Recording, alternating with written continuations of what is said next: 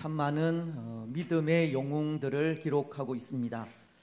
믿음의 영웅이라고 하면 믿음으로 산 삶을 통해 이 세상에 많은 영향력을 끼친 사람들을 말하는 것인데요.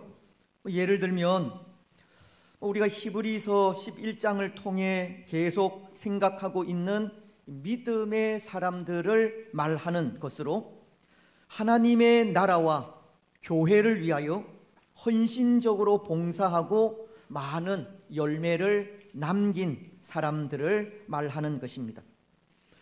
그래서 우리는 앞선 시간을 통해 믿음의 사람들에게는 그들이 가진 이 별명과도 같은 이 믿음의 특징이 있다는 것을 말씀드리기도 하지 않았습니까?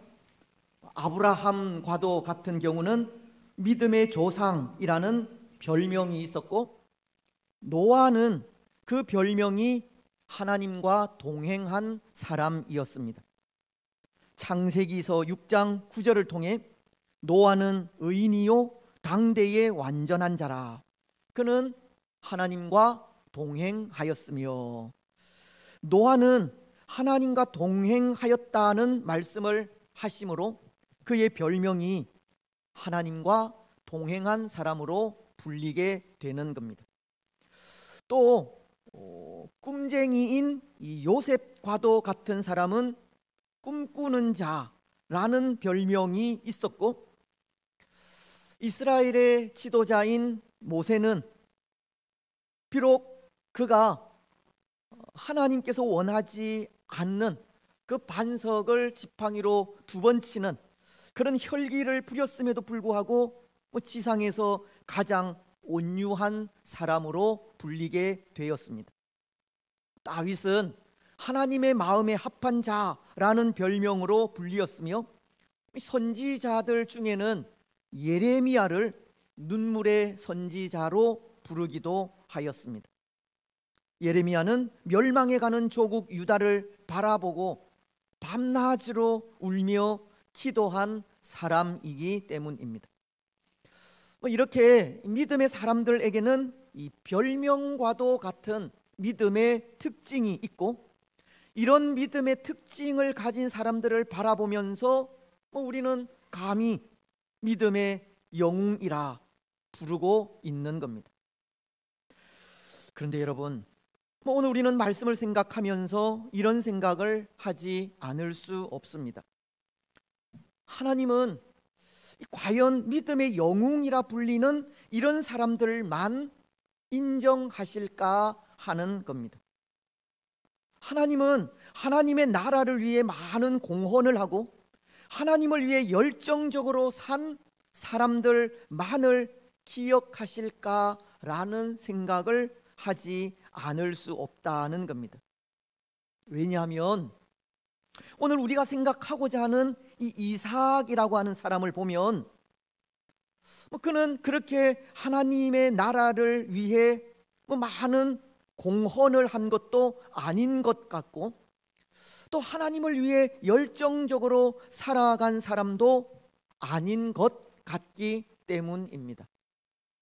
이삭이 들으면 좀 기분이 나쁠 수 있지만, 그는 믿음의 특징이 없이 그저 평범하게 살다 간 삶을 우리에게 보여주고 있기 때문입니다.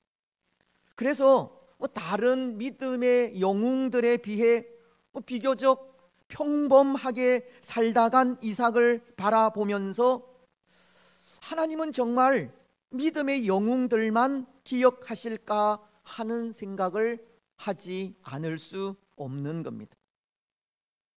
오늘 우리도 그런 것 같지 않습니까? 오늘 교회 안에도 사람들 눈에 보기에 뛰어나고 헌신하는, 열정적으로 헌신하는 사람들이 있고, 그래서 우리는 그들이 가진 하나님에 대한 열심을 부러워하기도 하고 감동을 받기도 합니다. 하지만 그 눈길이 우리 자신에게 머물게 되면 어떻습니까? 우리에게는 그런 열정과 뜨거운 헌신이 없음을 보게 됩니다.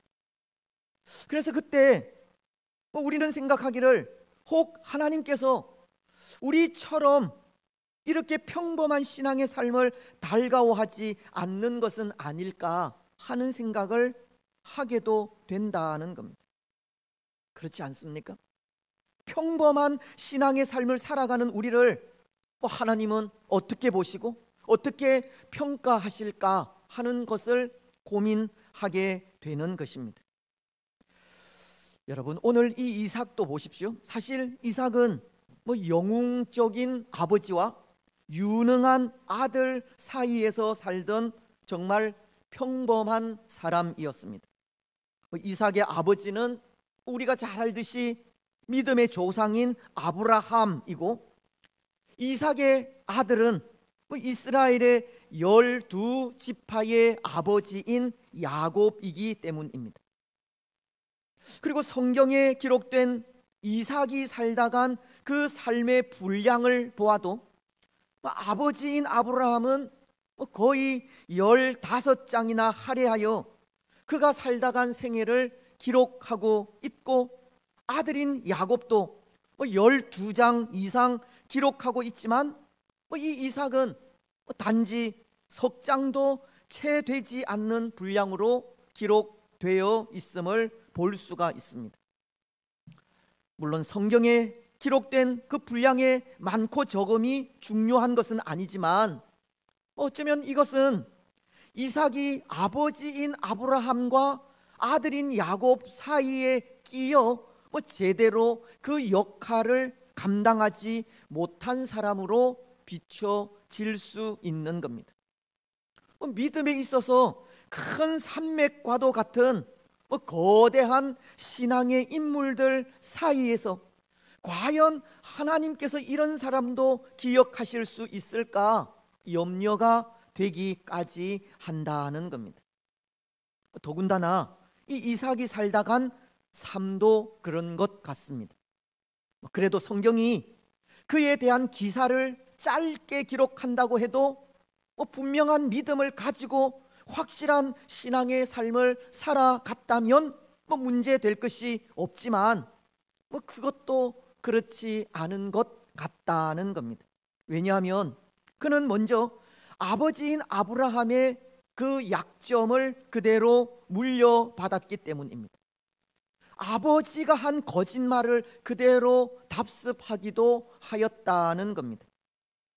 창세기 26장을 보면 이삭은 그가 살던 가나안 땅에 흉년이 들자 그랄 지방으로 이주하게 되는데요, 그 지역은 블레셋 사람들이 거하는 지역이고 당시 아비멜렉이라는 왕이 통치하고 있었습니다. 그래서 그는 그곳으로 이사를 해서 신분도 보장받지 못한 나그네의 삶을 살아가게 되는데, 그곳에서 한 가지 문제가 생기게 됩니다.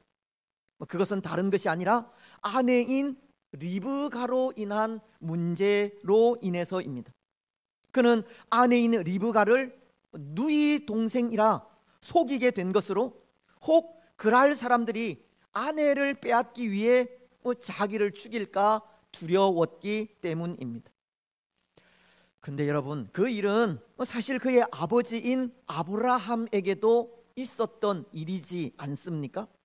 아브라함도 가나안 땅에 흉년이 들자 애굽으로 피난을 가서 그곳에서 아내인 사라로 인해 자신이 입을 피해가 두려워 사라를 누이 동생이라 속인 일이 있기 때문입니다. 그 일을 아들인 이삭도 똑같이 반복하게 된 것입니다. 이삭은 아버지의 그 부족한 부분을 그대로 보고 배운 것입니다. 흔히 우리 인생에 대해 그런 말을 하지 않습니까? 아들은 아버지의 뒷모습을 보고 배운다는 말입니다. 여기 이 뒷모습이라는 것도 그렇게 좋은 의미의 말은 아닌 것 같습니다. 뒷모습이라는 것은 사람들 앞에서 사람들이 보는 가운데서 행하는 모습이 아니라 사람들이 보지 않는 곳에서 은밀히 행하게 되는 일들을 말하기 때문입니다. 그래서 여러분, 은밀히 행하는 모습을 보고 배운다면 그 은밀한 일이 좋은 일이겠습니까? 아니면 나쁜 일이겠습니까? 나쁜 일일 경우가 100%입니다. 이것은 오늘 우리가 우리 자녀들이나 주위 사람들에게 어떠한 모습을 보여야 하는지를 분명히 가르치는 모습이라 생각합니다. 성경에도 보면 이런 사람들이 더러 있지 않습니까?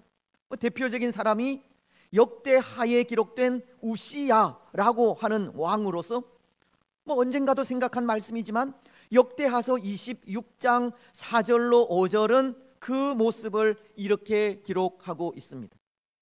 우시야가 그의 아버지 아마샤의 모든 행위대로 여호와 보시기에 정직하게 행하며 하나님의 묵시를 밝히 하는 스가랴가 사는 날에 하나님을 찾았고 그가 여호와를 찾을 동안에는 하나님이 형통하게 하셨더라.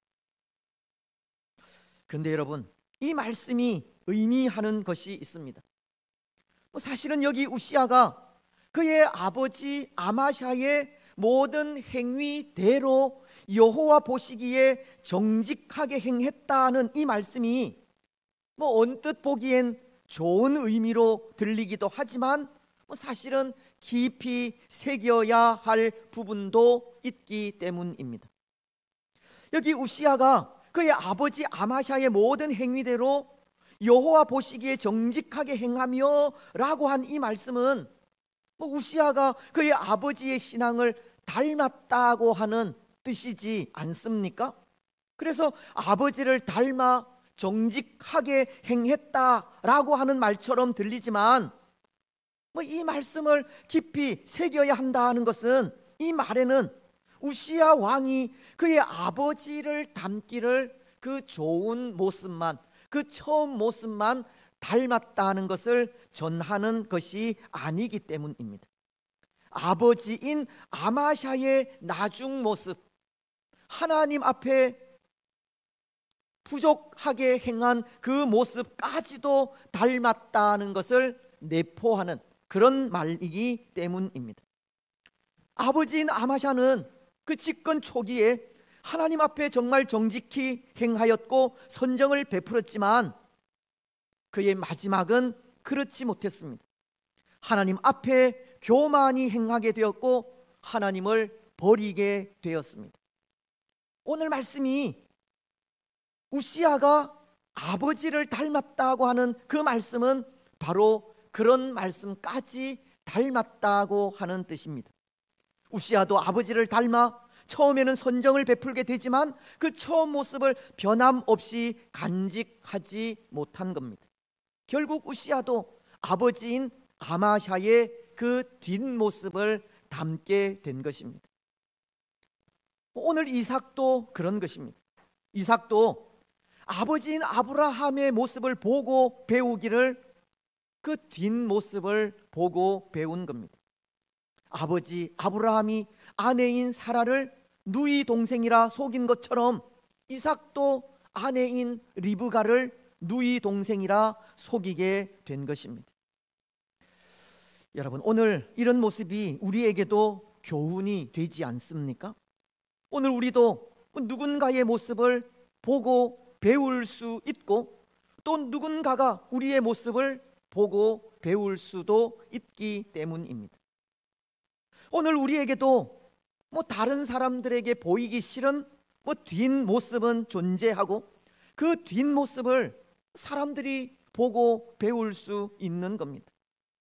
그래서 누군가 우리의 그 모습을 보고 배운다는 것을 생각할 때 참으로 조심스럽지 않을 수가 없습니다. 여러분, 만약 오늘 누군가가 우리의 모습을 보고 배운다라고 한다면 어떻게 하시겠습니까? 찬성하시겠습니까? 반대하시겠습니까? 아니, 오늘 우리가 끼치는 영향력에는 좋은 점이 많겠습니까? 아니면 나쁜 점이 많겠습니까? 오늘 우리의 자녀들이 우리 신앙의 좋은 점을 본받고 있는 것 같습니까? 아니면 좋지 않는 점을 본받고 있는 것 같습니까? 사도 바울은 고린도전서 11장 1절을 통해 이렇게 말씀하고 있습니다. 내가 그리스도를 본받는 자가 된 것 같이 너희는 나를 본받는 자가 되라. 오늘 우리도 이 바울처럼 그렇게 자신 있게 내가 그리스도를 본받는 것처럼 나를 본받으라고 사람들에게 말할 수 있겠느냐는 겁니다. 오늘 우리는 사도 바울처럼 예수님을 닮은 우리의 모습을 본받으라고 자신 있게 말할 수 있는 사람들이 되었으면 좋겠습니다. 내가 그리스도를 본받는 것처럼 너희는 나를 본받으라는 그 사도 바울의 고백처럼 우리 역시도 내가 그리스도를 본받는 것처럼 너희는 나를 본받으라고 자신 있게 말할 수 있기를 바랍니다. 때로 세월이 흐르면 흐를수록 변해가는 우리의 그 변질된 신앙이 아니라 날이 가면 갈수록 더욱 성숙해지고 더욱 깊어지며 더욱 예수 그리스도를 닮아 있는 모습을 자신 있게 보여줄 수 있는 우리들이 되시기를 바랍니다. 또 하나, 오늘 이삭이 하나님 앞에 확실하지 못하고 분명하지 못한 신앙의 삶을 살았다는 것은 그의 소극적인 삶으로 인해서입니다. 앞서도 이삭은 아버지 아브라함의 뒷모습을 본받았다고 하듯이 이삭은 아버지인 아브라함이 산 삶을 그저 답습하는 모습만을 보인 것입니다. 그가 아버지의 약점을 닮은 것도 그렇고 그가 족장으로 가족을 이끌고 나아갈 때 아버지가 거쳐간 지역들을 따라간 것도 그렇습니다. 특히 이 이삭은 아버지가 거처한 지역에서 아버지가 판 우물을 그대로 파서 마시기도 하지 않았습니까? 창세기서 26장 17절로 18절이 그것을 이렇게 기록하기 때문입니다. 이삭이 그곳을 떠나 그랄 골짜기에 장막을 치고 거기 거류하며 그 아버지 아브라함 때에 팠던 우물들을 다시 팠으니 이는 아브라함이 죽은 후에 블레셋 사람이 그 우물들을 메웠음이라. 이삭이 그 우물들의 이름을 그의 아버지가 부르던 이름으로 불렀더라. 그렇지 않습니까? 이삭은 아버지 사후 아버지가 살던 그랄 골짜기로 이동을 하여 그곳에서 아버지가 판 우물을 다시 파서 마시게 된 것입니다. 여러분, 여기 이 모습 속에 이삭을 보십시오. 참 소극적이다는 생각이 들지 않습니까? 너무나도 수동적인 모습이고 창의적인 모습이 하나도 없는 모습입니다. 그는 아버지가 걸어간 길을 그대로 걷고 아버지가 거주하던 곳에 그대로 거주하며 살고 아버지가 판 우물을 그대로 다시 파서 마시는 그야말로 소극적이고 수동적인 삶을 살아가고 있었던 겁니다. 어쩌면 이삭은 참으로 무능하다는 소리를 들어도 수십 번을 들었을 행동을 하게 된 것입니다. 물론 소극적인 삶을 산다고 그 삶이 하나님 앞에서 분명한 믿음의 삶을 살지 못했다라고는 말할 수 없습니다. 어떤 면에서 아버지의 뒤를 따라 산 삶은 하나님 앞에서 아버지인 아브라함이 보인 순종의 삶도 그렇게 그대로 따라 살았다고 할 수 있기 때문입니다. 이삭이 아버지의 삶을 그대로 답습하는 삶을 살아갔다면 아버지 아브라함이 하나님께 보인 순종의 삶도 그대로 본받아 순종의 삶을 살아간 것이라 말할 수도 있다는 겁니다. 그래서 어떤 경우 조금은 소극적인 사람이 하나님 앞에서는 충성스러운 삶을 살아갈 수 있습니다. 변함없는 모습으로 살아갈 수 있고 오히려 말없이 하나님 앞에 순종하며 살아갈 수 있습니다. 하지만 오늘 이삭이 아버지의 뒤를 따라 살아간 그 삶을 통해 무능하다는 소리를 듣게 되는 것은 그 소극적인 삶으로 인해서 하나님의 뜻을 발견하는 일에도 더디게 했다는 것 때문입니다. 여러분, 오늘 말씀은 20절을 통해서 이렇게 말씀하고 있는데요, 믿음으로 이삭은 장차 있을 일에 대하여 야곱과 에서에게 축복하였으며, 이삭이 낳은 야곱과 에서라는 쌍둥이 아들을 하나님의 이름으로 축복한 것을 말씀하고 있습니다. 비록 이삭은 두 아들을 위해 축복은 하였지만 장차 있을 일에 대해 하나님의 마음이 어디에 있는지를 빨리 간파하지를 못했다는 겁니다. 하나님께서 두 아들 중 누구를 통해서 구원의 역사를 이루어 가실지 이삭은 그의 소극적인 삶 때문에 깨닫지 못했다고 하는 것입니다. 여러분, 이삭의 이 두 아들 야곱과 에서 중 하나님의 복이, 하나님의 구원의 그 길이 누구에게 있었습니까? 동생인 야곱입니다. 로마서는 9장 11절로 13절을 통해 이렇게 말씀하고 있습니다. 그 자식들이 아직 나지도 아니하고 무슨 선이나 악을 행하지 아니한 때에 택하심을 따라 되는 하나님의 뜻이 행위로 말미암지 않고 오직 부르시는 이로 말미암아 서게 하려 하사 리브가에게 이르시되 큰 자가 어린 자를 섬기리라 하셨나니 기록된 바 내가 야곱은 사랑하고 에서는 미워하였다 함과 같으니라. 무슨 말씀이냐 하면 하나님의 마음은 작은 아들인 야곱에게 있었다는 겁니다. 하나님은 야곱의 후손을 통해 하나님의 나라를 이어가려는 계획을 가지고 있었던 겁니다. 하지만 이삭은 그것을 깨닫지 못했다는 겁니다. 그는 당시 팔레스타인과도 같은 근동 지역이 장자에게 기업을 물려주고 장자를 통해서 그 유업을 이어가는 풍습이 있었듯이 이삭 역시도 장자인 에서에게 그 기업을 물려줄 생각을 하고 있었다는 겁니다.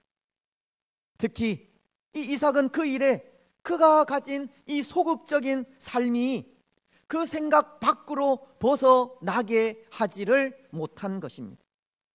그는 이후에 아들인 야곱에게 쏘가 야곱을 축복하기까지 하나님의 그 구원의 손길이 야곱에게 있다는 사실을 깨닫지 못한 것입니다. 그렇습니다. 사랑하는 여러분, 오늘 우리도 소극적인 신앙의 삶을 살아가면 하나님의 뜻을 분별하지 못할 수 있습니다. 하나님의 도우심의 소중함을 간절히 느끼지 못하면 하나님의 분명한 뜻이 있음에도 망설이게 된다는 겁니다. 나아가서는 하나님의 뜻을 거스르는 일도 생기게 됩니다. 이삭의 경우도 이삭이 야곱을 통한 하나님의 뜻을 좀 더 빨리 깨달았다면 야곱과 리브가가 아버지와 형을 속여가며 하나님의 복을 받고자 한 일도 없었을 것이라 생각됩니다. 그렇지 않습니까? 이삭이 하나님의 뜻을 좀 더 일찍 분별하고 야곱을 통해 이루고자 하시는 하나님의 뜻을 알았다면 그는 에서가 아니라 야곱을 불러 축복을 했을 것이기 때문입니다. 그렇다면 야곱이 리브가와 공모해서 아버지를 속이는 일은 없었을 것이라는 겁니다. 오늘 우리도 그럴 수 있다는 겁니다. 오늘 우리의 영적인 삶이 무디고 은혜에 대한 갈급함이 없으면 우리 역시도 하나님의 뜻을 발견하지도 못하고 자칫 하나님의 뜻을 거스르는 일도 생길 수 있는 겁니다. 그래서 오늘 우리는 하나님 앞에서 항상 적극적일 필요가 있는 겁니다. 하나님의 뜻을 분명히 묻고 하나님의 은혜를 간절히 사모하며 도우시는 하나님의 손길을 적극적으로 요구해야 할 필요가 있는 겁니다. 누가복음 18장을 보면 예수님이 이 불의한 재판관 앞에 자신의 원한을 풀어주기를 바라는 한 과부가 재판관이 귀찮아할 정도로 억울함을 토로하자 그 간청에 못 이겨 과부의 원한을 풀어주었다고 하시면서 7절을 통해 이렇게 말씀하고 있습니다. 하물며 하나님께서 그 밤낮 부르짖는 택하신 자들의 원한을 풀어주지 아니하시겠느냐, 그들에게 오래 참으시겠느냐. 예수님은 귀찮을 정도로 억울함을 풀어주기를 원할 때 그 원한을 풀어주시겠다고 하나님의 뜻을 분명히 묻고 하나님의 은혜를 간절히 사모하며 도우시는 하나님의 손길을 적극적으로 요구해야 할 것을 말씀하고 있는 겁니다. 오늘 우리도 우리를 향하신 하나님의 뜻을 분명히 묻고 하나님의 은혜를 간절히 사모하며 도우시는 하나님의 손길을 적극적으로 요구하며 나아가야 한다는 겁니다. 여러분, 오늘 우리는 하나님 앞에 우리를 향하신 하나님의 뜻이 무엇인지 분명히 묻고 또 간절한 마음으로 기도하며 나아가시기 바랍니다. 그런데 여러분, 오늘 이삭은 때로 이렇게 소극적이고 아버지의 잘못된 모습까지 닮은 부분이 있지만 그럼에도 하나님은 그를 믿음의 사람으로, 믿음의 영웅으로 인정하고 있습니다. 그의 평범한 믿음의 삶에도 불구하고 하나님은 그의 믿음을 칭찬하고 있다는 겁니다. 오늘 우리가 읽은 말씀의 결론이 그것이기 때문입니다. 믿음으로 이삭은 장차 있을 일에 대하여 야곱과 에서에게 축복하였으며, 비록 이삭의 마음이 에서에게 있기는 하였지만 하나님께서 정하신 일을 믿음으로 인정하고 받아들였기에 이삭이 믿음의 반열에 들게 된 것을 전하고 있는 말씀입니다. 비록 그가 야곱에게 속아서 야곱을 축복했을지는 모르겠지만 그 일이 하나님께로부터 나온 일임을 이삭은 인정하게 되었다는 겁니다. 근데 여러분, 사실 야곱과 리브가가 아버지인 이삭을 속이고 축복을 가로채려 할 때 그 사실에 대해서 이삭이 정말 몰랐겠습니까? 그는 창세기서 27장 22절을 통해 목소리는 야곱의 목소리나 몸은 에서의 몸이다 라고 축복을 받으러 온 야곱에게 이야기를 했듯이 아마도 이삭은 그의 복을 받는 아들이 야곱임을 알았을 것입니다. 하지만 이삭이 믿음의 사람으로 하나님의 인정을 받게 된 것이 비록 늦게 깨닫기는 했지만 야곱을 통해 이루시려는 하나님의 뜻을 인정하였기 때문이라는 겁니다. 모든 일이 하나님의 섭리요 계획임을 인정했다는 겁니다. 그래서 이삭의 그 모습을 하나님은 높이 평가하신 겁니다. 때로 이삭은 다른 믿음의 사람들처럼 영웅적인 삶을 살지는 못하였고 크게 영향력 있는 일은 하지 못했지만 하나님의 뜻을 인정하고 하나님의 계획과 섭리에 순종한 것이 믿음의 사람이라 불리게 된 이유라는 겁니다. 물론 그에게도 좋은 점도 분명 있었지만 무엇보다도 하나님의 약속과 섭리를 인정한 것이 그를 믿음의 사람 되게 하였다는 것입니다. 그렇습니다. 여러분, 분명한 것은 하나님의 계획과 섭리와 약속을 믿을 때 하나님은 그 사람을 인정하십니다.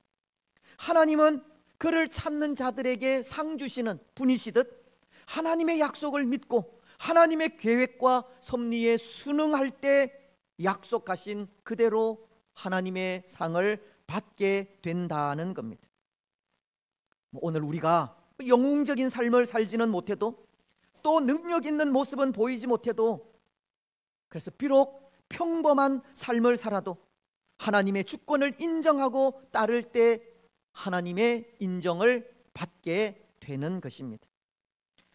이제 말씀을 맺겠습니다. 사랑하는 여러분, 믿음의 사람들은, 믿음의 영웅들은 하나님의 약속을 믿는 사람들이고 하나님의 주권과 섭리와 계획을 인정하여 순응하는 사람들입니다. 뭔가 놀라운 능력을 행해서 믿음의 사람이 아니라, 우리를 통해 많은 사람들이 하나님께로 돌아와서 믿음의 사람들이 아니라, 하나님께서 하시는 일을 인정하고 하나님의 계획과 섭리에 우리 자신을 내어 맡기는 삶이 진정 믿음의 삶이라는 겁니다. 우리를 통해 이루고자 하시는 하나님의 뜻을 발견하고 우리 자신을 하나님께 내어드리는 삶이 믿음의 삶인 것입니다. 오늘 우리는 우리를 통해 이루어가고자 하시는 하나님의 뜻을 발견하고 우리 자신을 하나님께 내어드리는 삶을 살아가시기 바랍니다. 하나님의 약속을 분명히 믿고 나아가시고 하나님의 주권과 섭리와 계획을 인정하여 순응하며 나아가는 우리들이 되시기 바랍니다. 그래서 그렇게 살아가는 우리의 삶을 통해서 하나님의 놀라운 역사를 더 많이 이루며 살아가는 주의 복된 성도들이 되시기를 주님의 이름으로 축복합니다.